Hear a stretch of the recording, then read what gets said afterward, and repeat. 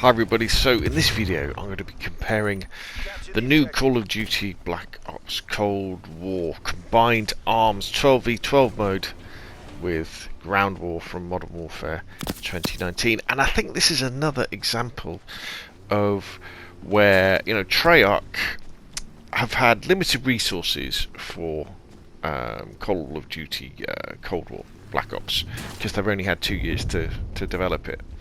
And also, Treyarch definitely have a different view of perhaps what Call of Duty should be compared to what Infinity Ward came up with.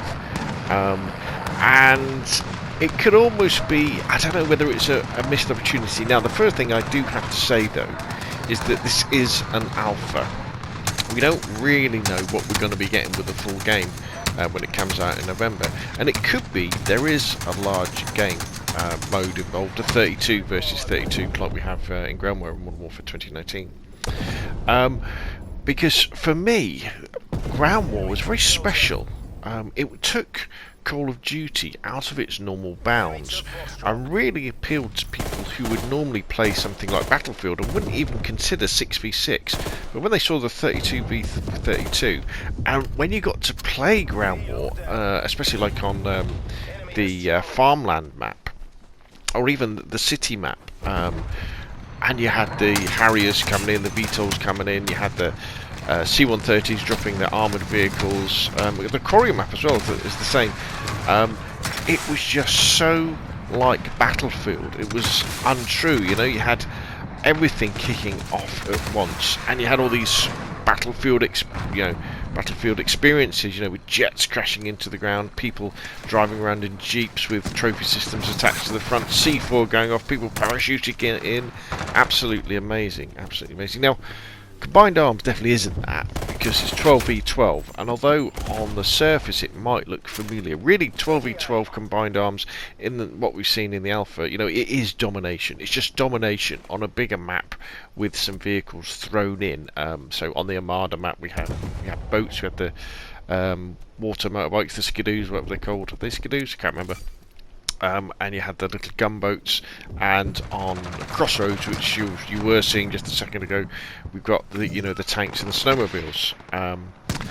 The vehicles aren't as good in Cold War as they are in Modern Warfare. They've gone to the push forward on the left stick, and then your right stick does your steering instead of doing the acceleration, forward and back on the triggers, which I think is a shame.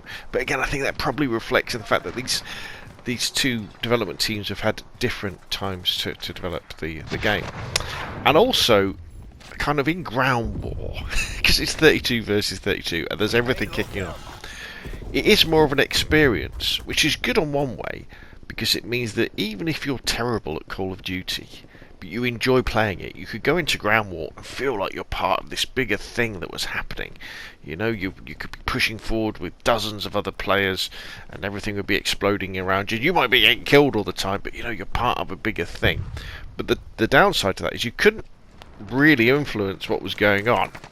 However, in Combined Arms Domination in Cold War, you can definitely influence what's going on, because there'll probably be, one or two flags that are pivotal to the entire map, and if you can do your part in keeping those flags defended, or keeping those flags taking those flags, then as one person you can fight off, if you do well, 2 or 3 players kind of. Obviously in Ground War, if you've got 10 players attacking a flag and you're by yourself, there isn't much you can do. Now, if you look at the graphics on the surface of it, again, the actual maps themselves look very good in both games, and I think they're on par. Where Black Ops Cold War is a little bit of a step back is, and you can probably see it, is in the player animations and in the guns themselves, what they actually look like, and they definitely have that Treyarch feel rather than that more punchy kind of realistic feel that we came to know in Modern Warfare 2019. So that's kind of my feel on it, really. Although they look like similar game modes, they are quite different. And really, Combined Arms Domination is that. It really is domination.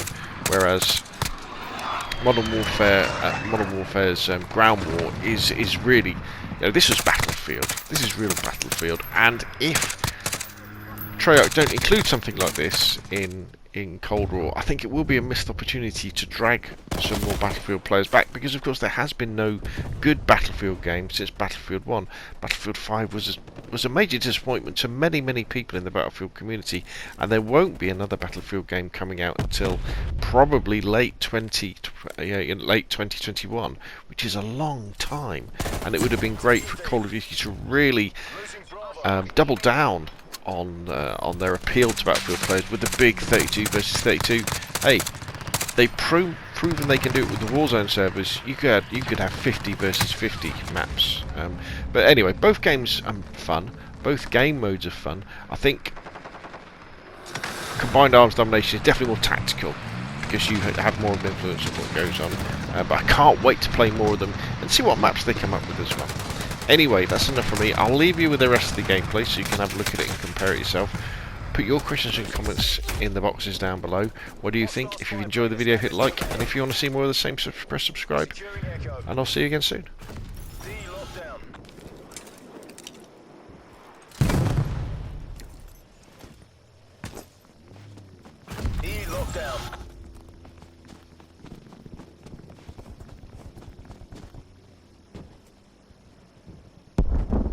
Hostile spy plane established overhead. We're in the lead.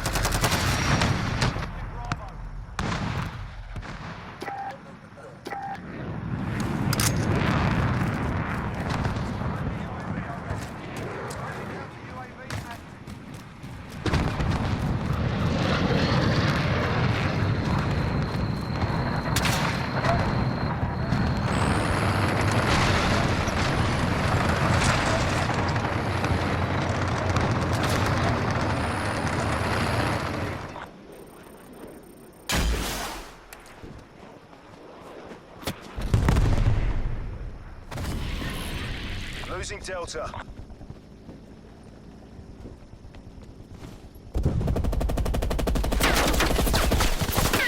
Enemy has Bravo. We lost Delta.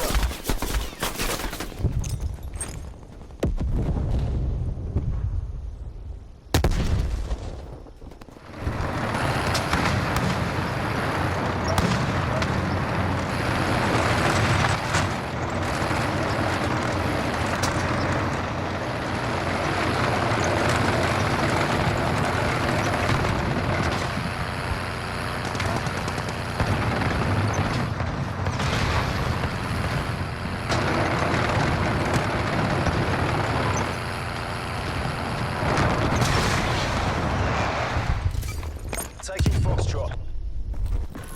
Losing C.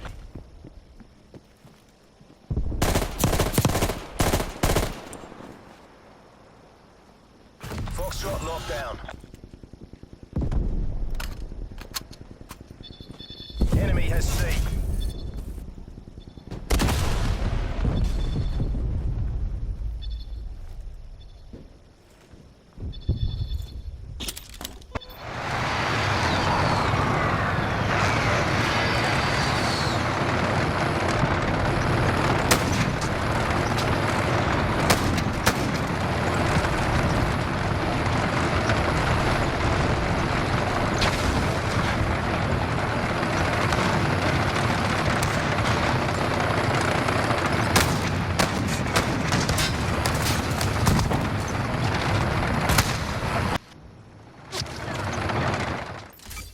Taking Delta.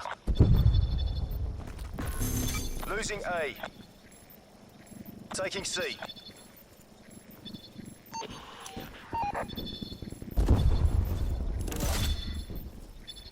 Enemy took Alpha.